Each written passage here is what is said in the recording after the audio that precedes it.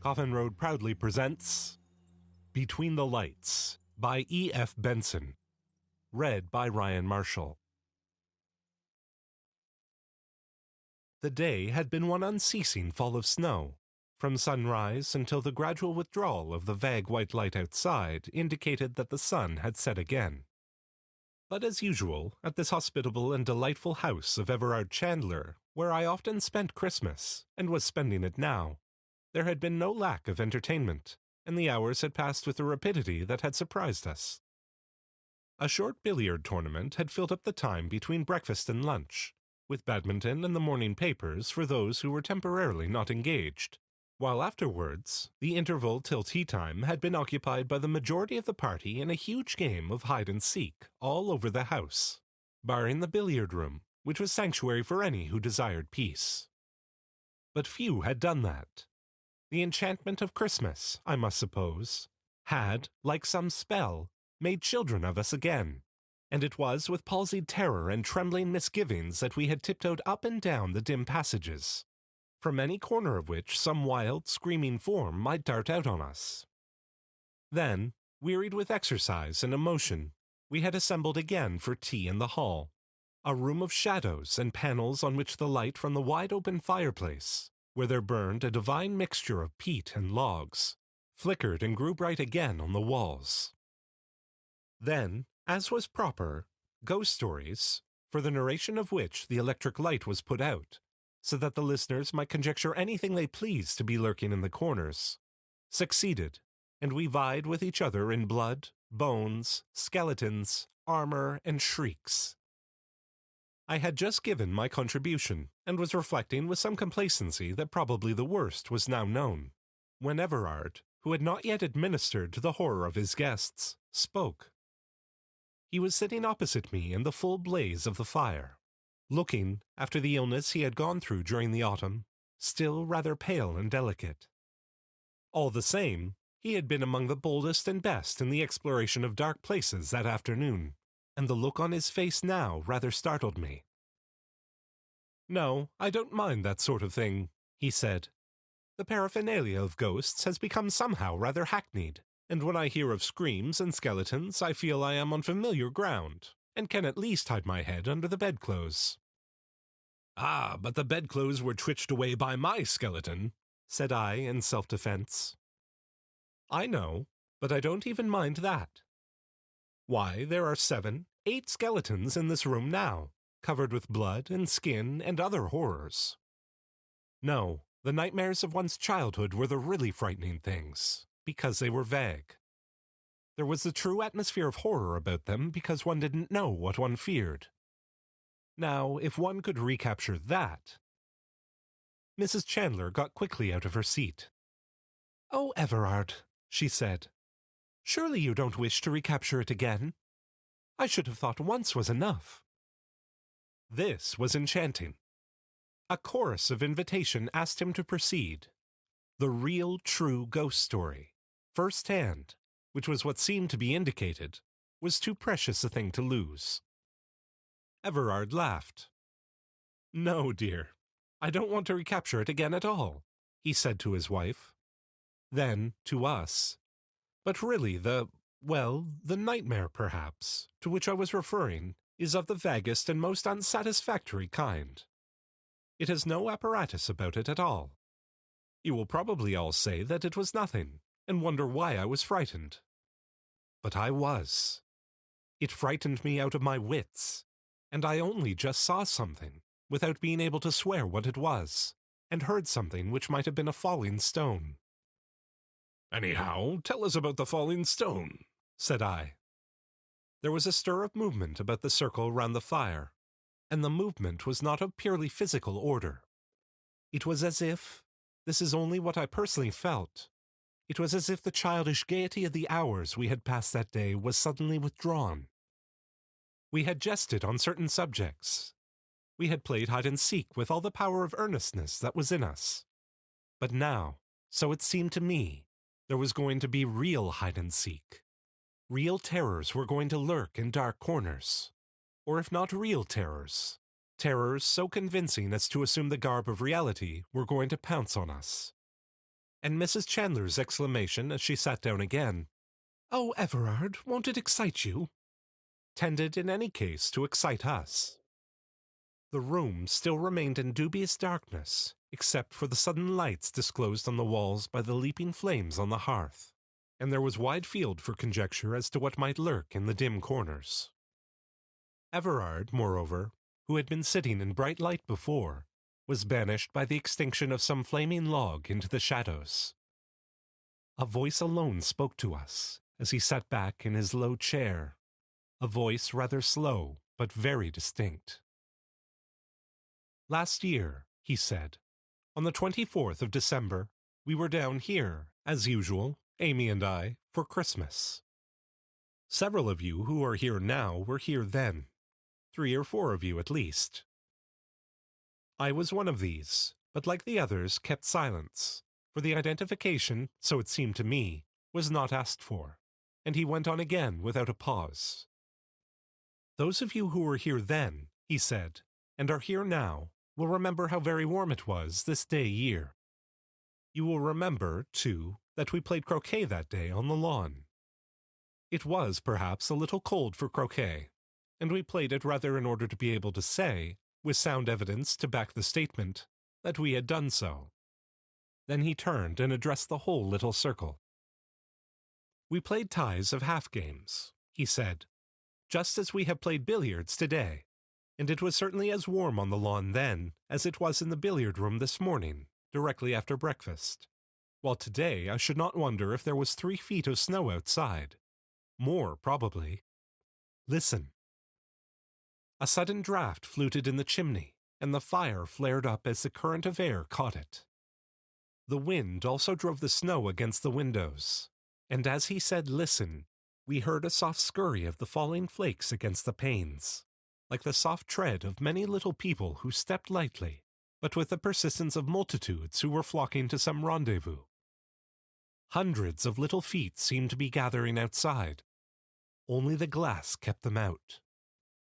And of the 8 skeletons present, 4 or 5, anyhow, turned and looked at the windows. These were small-paned, with leaden bars. On the leaden bars little heaps of snow had accumulated, but there was nothing else to be seen. "Yes, last Christmas Eve was very warm and sunny," went on Everard. "We had had no frost that autumn, and a temerarious dahlia was still in flower. I have always thought that it must have been mad." He paused a moment. "And I wonder if I were not mad too," he added. No one interrupted him. There was something arresting, I must suppose, in what he was saying. It chimed in anyhow with the hide-and-seek, with the suggestions of the lonely snow. Mrs. Chandler had sat down again, but I heard her stir in her chair. But never was there a gay party so reduced as we had been in the last 5 minutes. Instead of laughing at ourselves for playing silly games, we were all taking a serious game seriously. "Anyhow, I was sitting out," he said to me, "while you and my wife played your half game of croquet. Then it struck me that it was not so warm as I had supposed, because quite suddenly I shivered, and shivering I looked up, but I did not see you and her playing croquet at all. I saw something which had no relation to you and her. At least, I hope not. Now the angler lands his fish, the stalker kills his stag, and the speaker holds his audience. And as the fish is gaffed, and as the stag is shot, so were we held. There was no getting away till he had finished with us."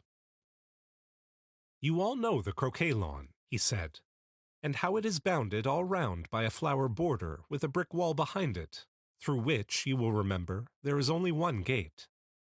Well, I looked up and saw that the lawn, I could for one moment see it was still a lawn, was shrinking and the walls closing in upon it. As they closed in, too, they grew higher, and simultaneously the light began to fade and be sucked from the sky, till it grew quite dark overhead, and only a glimmer of light came in through the gate. There was, as I told you, a dahlia in flower that day, and as this dreadful darkness and bewilderment came over me, I remember that my eyes sought it in a kind of despair, holding on, as it were, to any familiar object. But it was no longer a dahlia, and for the red of its petals I saw only the red of some feeble firelight. And at that moment the hallucination was complete. I was no longer sitting on the lawn watching croquet, but I was in a low-roofed room, something like a cattle shed, but round. Close above my head, though I was sitting down, ran rafters from wall to wall. It was nearly dark, but a little light came in from the door opposite to me, which seemed to lead into a passage that communicated with the exterior of the place. Little, however, of the wholesome air came into this dreadful den. The atmosphere was oppressive and foul beyond all telling. It was as if for years it had been the place of some human menagerie, and for those years had been uncleaned and unsweetened by the winds of heaven. Yet that oppressiveness was nothing to the awful horror of the place from the view of the spirit. Some dreadful atmosphere of crime and abomination dwelt heavy in it. Its denizens, whoever they were scarce human, so it seemed to me, and though men and women, were akin more to the beasts of the field. And in addition there was present to me some sense of the weight of years. I had been taken and thrust down into some epoch of dim antiquity. He paused a moment, and the fire on the hearth leaped up for a second and then died down again. But in that gleam I saw that all faces were turned to Everard, and that all wore some look of dreadful expectancy. Certainly I felt it myself, and waited in a sort of shrinking horror for what was coming. As I told you, he continued, where there had been that unseasonable dahlia, there now burned a dim firelight, and my eyes were drawn there. Shapes were gathered round it. What they were I could not at first see. Then, perhaps my eyes got more accustomed to the dusk, or the fire burned better, for I perceived that they were of human form, but very small. For, when one rose with a horrible chattering to his feet, his head was still some inches off the low roof. He was dressed in a sort of shirt that came to his knees, but his arms were bare and covered with hair. Then the gesticulation and chattering increased, and I knew that they were talking about me, for they kept pointing in my direction. At that, my horror suddenly deepened, for I became aware that I was powerless and could not move hand or foot. A helpless, nightmare impotence had possession of me. I could not lift a finger or turn my head, and in the paralysis of that fear I tried to scream, but not a sound could I utter. All this, I suppose, took place with the instantaneousness of a dream, for at once, and without transition, the whole thing had vanished, and I was back on the lawn again, while the stroke for which my wife was aiming was still unplayed. But my face was dripping with perspiration, and I was trembling all over. Now you may all say that I had fallen asleep and had a sudden nightmare. That may be so, but I was conscious of no sense of sleepiness before, and I was conscious of none afterwards. It was as if someone had held a book before me, whisked the pages open for a second, and closed them again. Somebody, I don't know who, got up from his chair with a sudden movement that made me start, and turned on the electric light. I do not mind confessing that I was rather glad of this. Everard laughed. "Really, I feel like Hamlet in the play scene," he said, and as if there was a guilty uncle present. "Shall I go on?" I don't think anyone replied, and he went on. Well, let us say for the moment that it was not a dream exactly, but a hallucination. Whichever it was, in any case, it haunted me. For months, I think, it was never quite out of my mind, but lingered somewhere in the dusk of consciousness, sometimes sleeping quietly, so to speak, but sometimes stirring in its sleep. It was no good my telling myself that I was disquieting myself in vain, for it was as if something had actually entered into my very soul, as if some seed of horror had been planted there. And as the weeks went on, the seed began to sprout, so that I could no longer even tell myself that the vision had been a moment's disorderment only. I can't say that it actually affected my health. I did not, as far as I know, sleep or eat insufficiently, but morning after morning I used to wake, not gradually and through pleasant dozings into full consciousness, but with absolute suddenness, and find myself plunged in an abyss of despair. Often, too, eating or drinking, I used to pause and wonder if it was worthwhile. Eventually, I told 2 people about my trouble, hoping that perhaps a mere communication would help matters. Hoping also, but very distantly, that though I could not believe at present that digestion or the obscurities of the nervous system were at fault, a doctor by some simple dose might convince me of it. In other words, I told my wife, who laughed at me, and my doctor, who laughed also, and assured me that my health was quite unnecessarily robust. At the same time, he suggested that change of air and scene does wonders for the delusions that exist merely in the imagination. He also told me, in answer to a direct question, that he would stake his reputation on the certainty that I was not going mad. Well, we went up to London as usual for the season, and though nothing whatever occurred to remind me in any way of that single moment on Christmas Eve, the reminding was seen to all right. The moment itself took care of that. For instead of fading as is the way of sleeping or waking dreams, it grew every day more vivid, and ate, so to speak, like some corrosive acid into my mind, etching itself there. And to London succeeded Scotland. I took last year for the first time a small forest up in Sutherland, called Glencallan, very remote and wild, but affording excellent stalking. It was not far from the sea, and the gillies used always to warn me to carry a compass on the hill, because sea mists were liable to come up with frightful rapidity, and there was always a danger of being caught by one, and of having perhaps to wait hours till it cleared again. This, at first, I always used to do, but, as everyone knows, any precaution that one takes which continues to be unjustified gets gradually relaxed, and at the end of a few weeks, since the weather had been uniformly clear, it was natural that, as often as not, my compass remained at home. One day, the stalk took me on to a part of my ground that I had seldom been on before, a very high tableland on the limit of my forest, which went down very steeply on one side to a loch that lay below it, and on the other, by gentler gradations, to the river that came from the loch, 6 miles below which stood the lodge. The wind had necessitated our climbing up, or so my stalker had insisted, not by the easier way, but up the crags from the loch. I had argued the point with him, for it seemed to me that it was impossible that the deer could get our scent if we went by the more natural path, but he still held to his opinion, and therefore, since after all this was his part of the job, I yielded.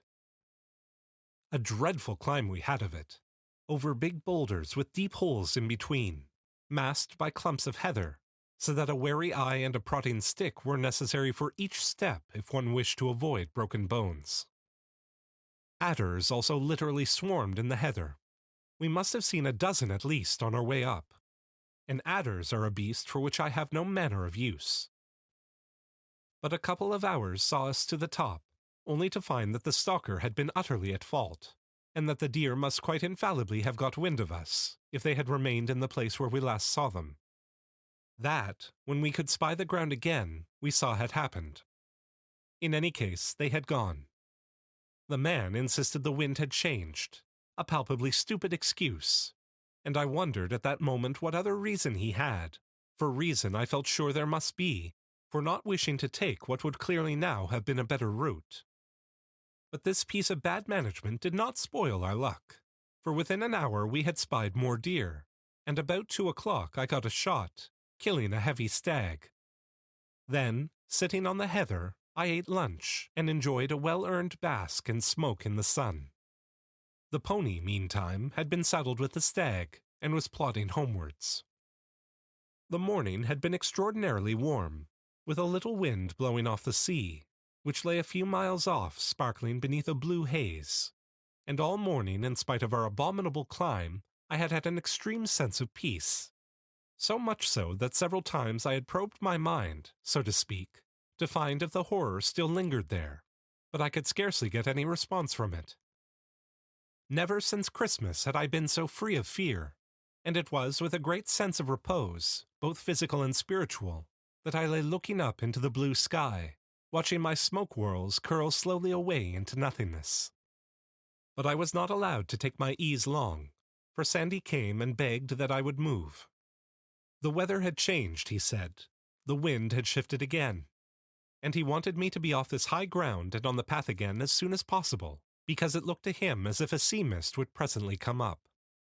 "And yon's a bad place to get down in the mist," he added, nodding towards the crags we had come up.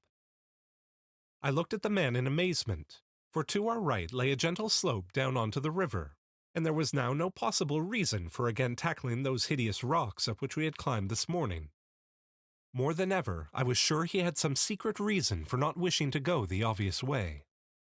But about one thing he was certainly right. The mist was coming up from the sea, and I felt in my pocket for the compass, and found I had forgotten to bring it. Then there followed a curious scene which lost us time that we could really ill afford to waste. I insisting on going down by the way that common sense directed, he imploring me to take his word for it that the crags were the better way. Eventually, I marched off to the easier descent, and told him not to argue any more but follow. What annoyed me about him was that he would only give the most senseless reasons for preferring the crags. There were mossy places, he said, on the way I wished to go, a thing patently false, since the summer had been one spell of unbroken weather. Or it was longer, also obviously untrue, or there were so many vipers about. But seeing that none of these arguments produced any effect, at last he desisted, and came after me in silence. We were not yet half down when the mist was upon us, shooting up from the valley like the broken water of a wave, and in 3 minutes we were enveloped in a cloud of fog so thick that we could barely see a dozen yards in front of us. It was therefore another cause for self-congratulation that we were not now, as we should otherwise have been, precariously clambering on the face of those crags up which we had come with such difficulty in the morning. And as I rather prided myself on my powers of generalship in the matter of direction, I continued leading, feeling sure that before long we should strike the track by the river. More than all, the absolute freedom from fear elated me. Since Christmas I had not known the instinctive joy of that. I felt like a schoolboy home for the holidays. But the mist grew thicker and thicker, and whether it was that real rain clouds had formed above it, or that it was of an extraordinary density itself, I got wetter in the next hour than I have ever been before or since. The wet seemed to penetrate the skin and chill the very bones, and still there was no sign of the track for which I was making. Behind me, muttering to himself, followed the stalker, but his arguments and protestations were dumb, and it seemed as if he kept close to me, as if afraid. Now, there are many unpleasant companions in this world. I would not, for instance, care to be on the hill with a drunkard or a maniac. But worse than either, I think, is a frightened man, because his trouble is infectious, and insensibly. I began to be afraid of being frightened, too. From that it is but a short step to fear. Other perplexities, too, beset us. At one time we seemed to be walking on flat ground. At another I felt sure we were climbing again, whereas all the time we ought to have been descending, unless we had missed the way very badly indeed. Also, for the month was October, it was beginning to get dark, and it was with a sense of relief that I remembered that the full moon would rise soon after sunset. But it had grown very much colder, and soon, instead of rain, we found we were walking through a steady fall of snow. Things were pretty bad, but then, for the moment, they seemed to mend. For, far away to the left, I suddenly heard the brawling of the river. It should, it is true, have been straight in front of me, and we were perhaps a mile out of our way, but this was better than the blind wandering of the last hour, and turning to the left, I walked towards it. But before I had gone 100 yards, I heard a sudden choked cry behind me, and just saw Sandy's form flying as if in terror of pursuit, into the mists. I called to him, but got no reply, and heard only the spurned stones of his running. What had frightened him I had no idea, but certainly with his disappearance, the infection of his fear disappeared also, and I went on, I may almost say, with gaiety. On the moment, however, I saw a sudden, well-defined blackness in front of me, and before I knew what I was doing, I was half stumbling, half walking up a very steep grass slope. During the last few minutes, the wind had got up, and the driving snow was peculiarly uncomfortable. But there had been a certain consolation in thinking that the wind would soon disperse these mists, and I had nothing more than a moonlight walk home. But as I paused on this slope, I became aware of two things. One, that the blackness in front of me was very close.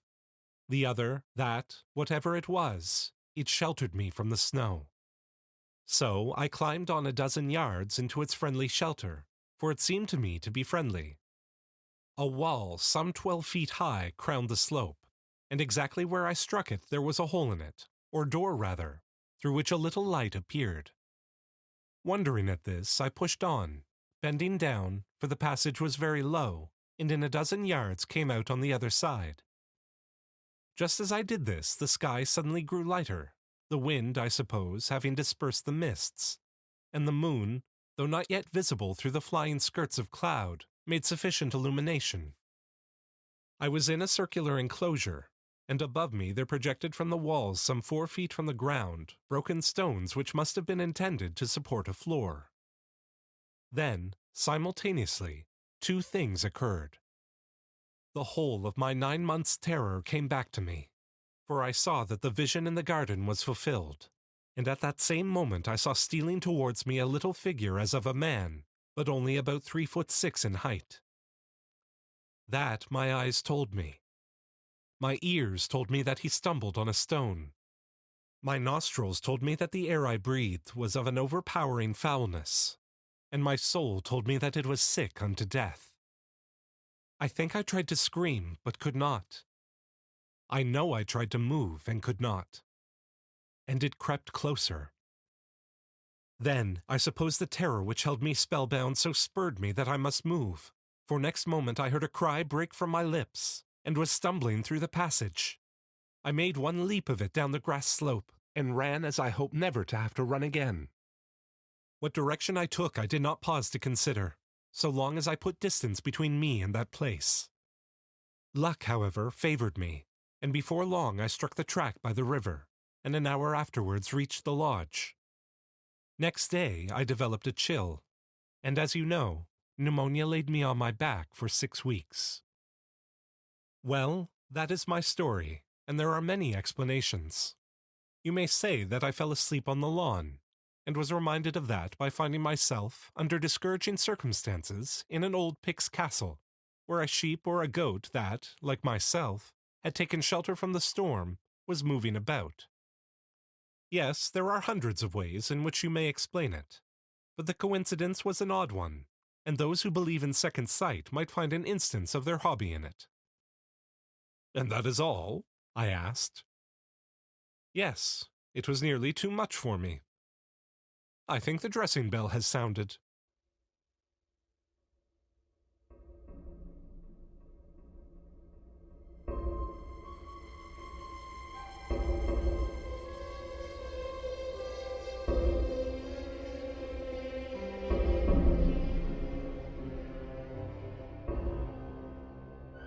Thank you for listening to this Coffin Road production of Between the Lights by E.F. Benson. Read and produced by Ryan Marshall. Theme music by Andrei Sitkov. Photography by Kasper Rasmussen. The full catalog of Coffin Road audiobook releases is available at coffinroad.bandcamp.com. Thank you once again for listening to Coffin Road.